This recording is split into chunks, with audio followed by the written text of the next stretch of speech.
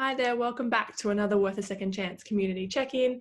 Today I'm joined by Luke Anderson, who has lived experience of being involved in the justice system. Thank you so much for joining us today, Luke. Really appreciate it and really excited to have you here. Thank you very much. Excited to be here. Awesome. All right, so I thought we'll just jump into the first question I have for you. So when you look back on the trajectory, I guess, of your life and growing up and everything, what was it that you felt led you to the justice system? And at what age did you first get involved as well? So I think that the thing that led me to getting involved in the justice system was definitely not having a great emotional intelligence. I was taught from a very young age that blokes just cop it on the chin and get on with things. So I applied that in a lot of really unhealthy ways that made me vulnerable to risk-taking behaviour and not being not feeling safe enough, or not thinking that it was the right or strong thing to do to ask for help in situations that were causing me any kind of mental anguish. So that that manifested itself in like seeking belonging up all the wrong kinds of avenues, because I've got a dad that he doesn't have a great understanding of regular human emotions, and he's got a lot of stuff that he didn't deal with, and he was taught by his dad that you don't deal with things in a particular way, and that was just passed on and passed on. So as time went on, that your problems don't go away. That's the main thing. So I was carrying issues from a very young age, which I had absolutely no idea how to resolve them. I didn't have a solid male role model or mentor to show me the proper way to engage with challenges like this, I think that you'd say. So essentially what ended up happening is that I became quite depressed, and I managed to get myself through high school, but there's a couple of things that were really pivotal for me, which was one of them, my sister getting sexually assaulted. I was a support for that situation, but I never actually put my hand up and spoke about the struggles that I was going through as a result of that situation. And I ended up homeless for a little bit and felt as though I didn't have anywhere to turn. Realistically, I now know that I did, but it was all through my own perception, because of the whole idea that I can't ask for help and I need to take it upon myself. So essentially what that meant was that I built this idea of what I think it means to be a strong man and take things into my own hands and fix my own problems. And that essentially was making money. And because I was so involved in numbing any of my pain or insecurities through going out on a weekend or working way too much, I was out at nightclubs all the time. I had a really strong work ethic, so essentially I just started selling drugs to try and get myself out of poverty, essentially, which I now know is a really poor choice. But at the time, it was, for me, a choice between surviving and not surviving. So that's what I felt I needed to do. Yeah, that makes a lot of sense. And I think if, those things are available to you and you're like, yeah, I want to make money, I want to get myself out of this place. And like you said, building that sense of confidence and being a man is also part of that stereotype as being the provider, which means making money and taking care of things or whatever. And that's such a huge burden to carry, on top of, like you said, not having the emotional resilience skills and like the emotional intelligence skills, and then like holding all of what your sister was going through and being a support for her, on top of not having those male role models.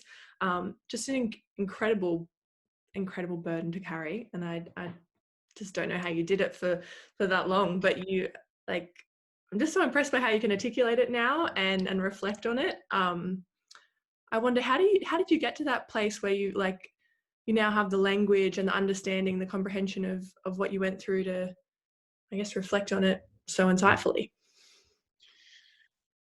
I got to the stage where by the time I was arrested, I was that emotionally numb just because I needed to be through my experiences across the rest of my life. That's not just down to living a criminal life. That was well before that. There was a lot of things that, because I didn't know how to cope with them, I just blocked a lot of things out, stopped myself from feeling a lot of things.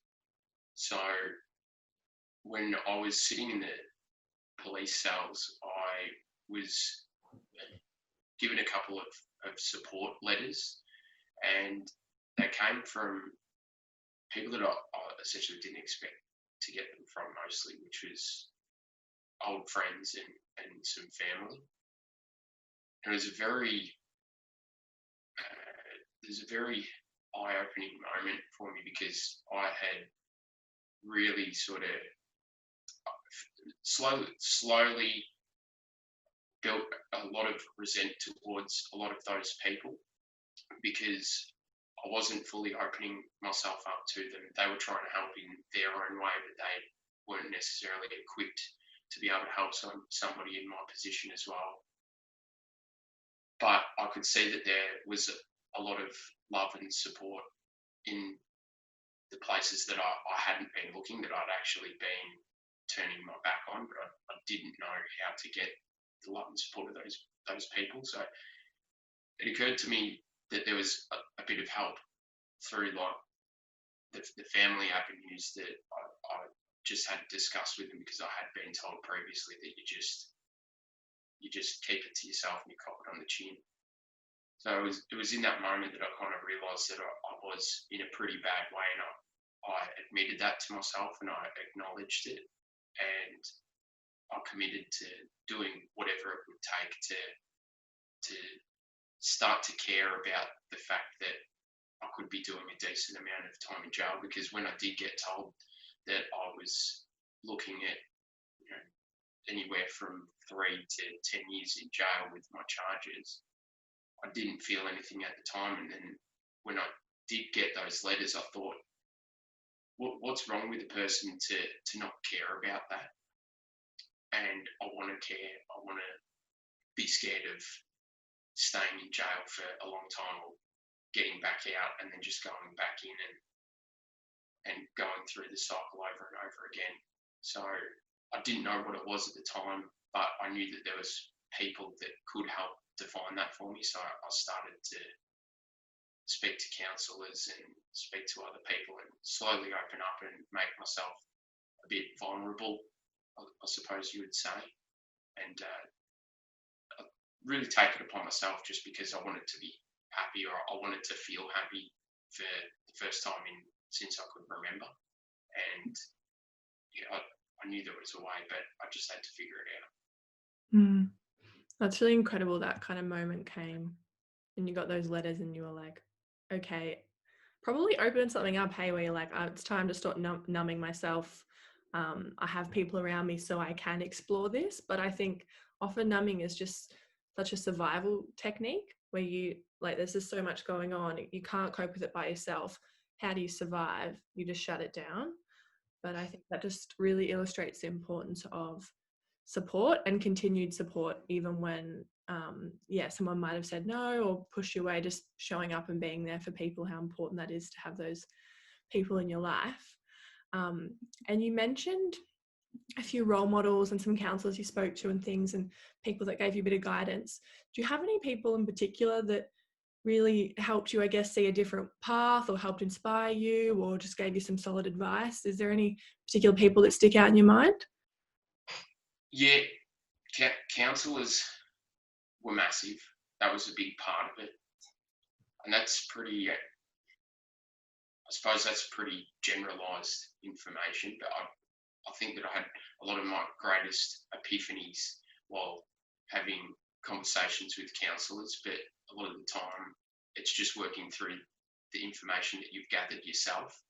So a tactic that I would employ is that I'd go out, I'd have a discussion with people about a particular area of my life that I wanted to improve.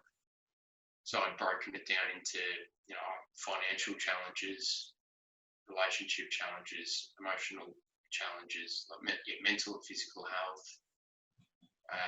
So I broke it down into those areas of my life, and I'd observe behaviours in people that I believe to be healthy.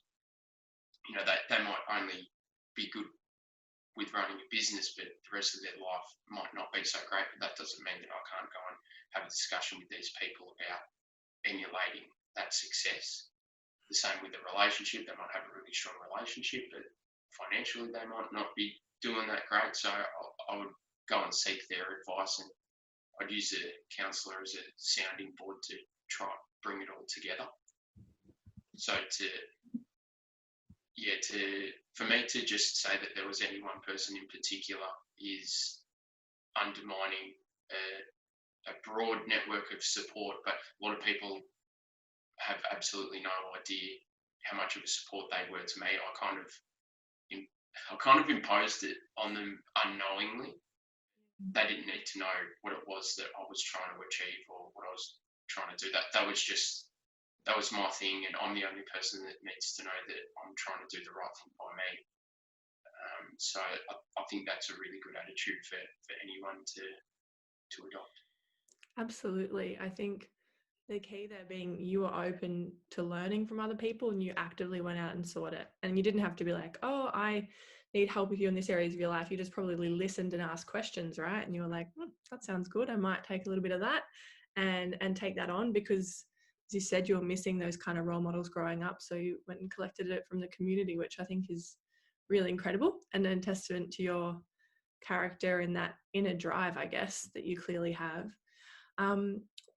It's you come up, well, actually, we haven't mentioned this, but today, fast forward a little bit, you run an incredibly busy business, as we just spoke. You run off your feet, and you seem to be really killing it in all areas of your life.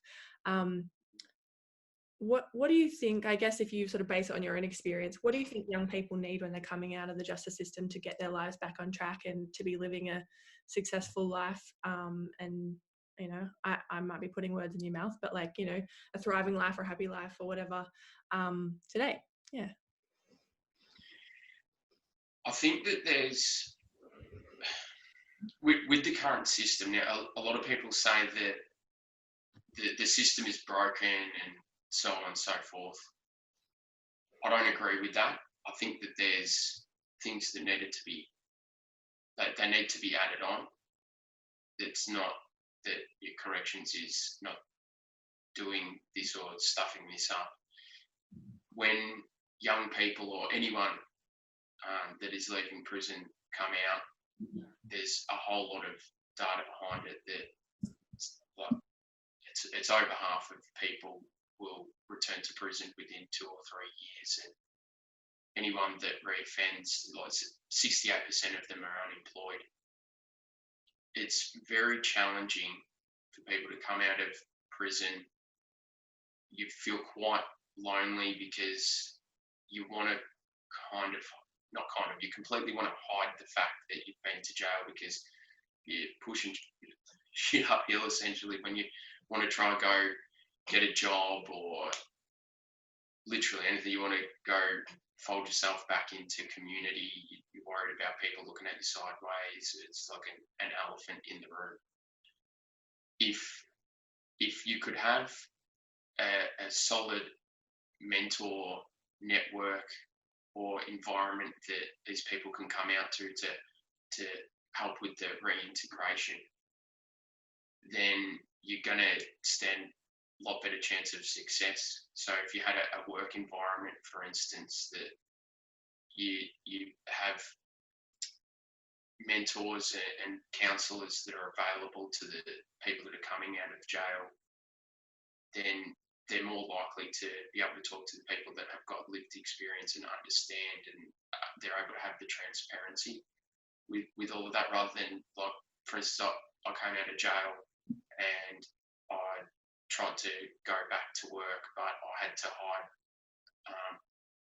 that I had to go to my parole appointments because I was worried that then, they'll find out that I'd been to prison, and then I've got a parole appointment every week. So I just can't work overtime on a Tuesday, and it's all really weird and whatever. It puts this whole stress on me, and then it affects my work performance, and then it's just this massive negative snowball.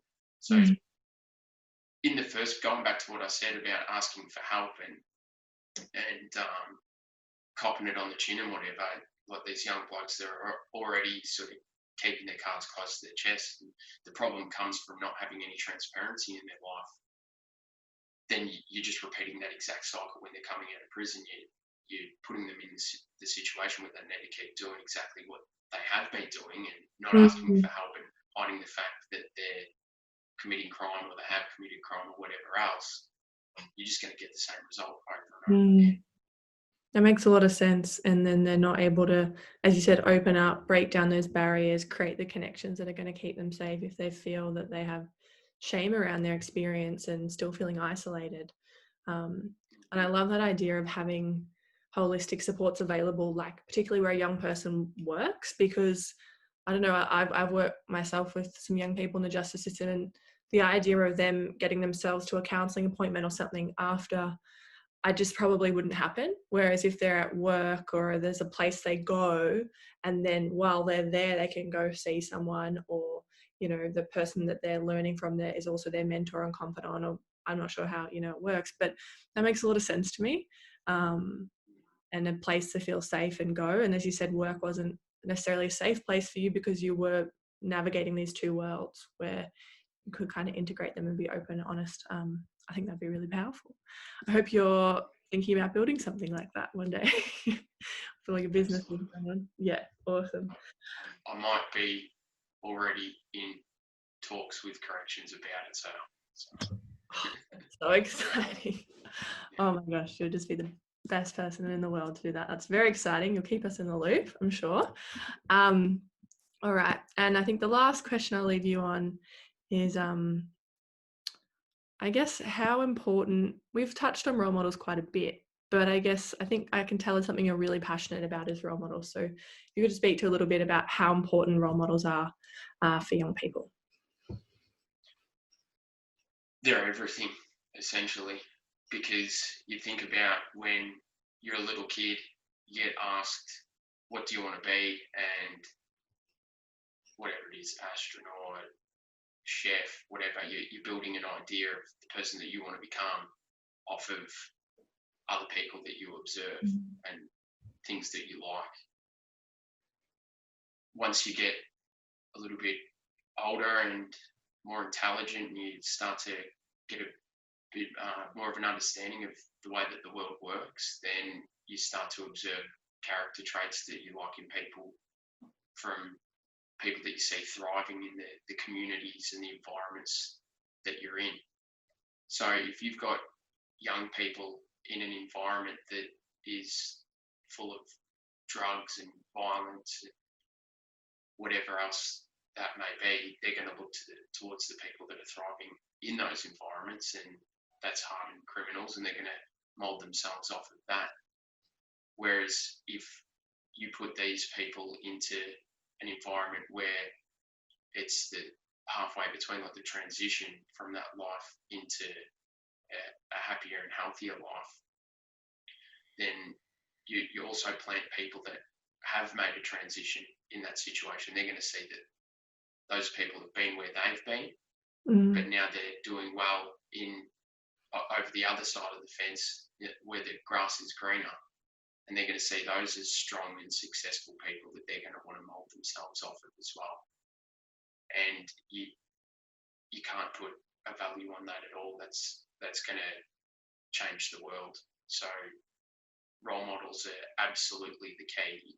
You can keep throwing money at something, but when people have no idea what to do with the money or the resources that they're being given, then it's absolutely worthless. Doesn't matter what it is. You could give me a rocket that was built by NASA. It's worth billions of dollars, but I don't know how to drive the thing. I'm not going anywhere with it. And it's the exact same principle with people that are involved in the correction system. If they don't have the answers or the knowledge as to how to use the resources that they're being given, then it's just nothing's going to happen with it. Yeah, absolutely. And just to even know that it's possible, I think, like we have to know it's possible in order to take those steps. And if we always see around us as people that have failed to get out and or to get that thriving life, then we think, oh, that's my destiny too, because it's the nature of human beings, isn't it? We can't be what we can't see. So we've got to have those people around us. So thank you so much for joining us, Luke. This has been just the best conversation. I could talk with you forever. We'll have to have you back on to talk about something else and do more things with you. But yeah, I really appreciate you taking the time. And yeah, thanks so much. Looking forward to what you do in the future as well. Can't wait. Thank you very much. So am I. Awesome. Thanks, Luke.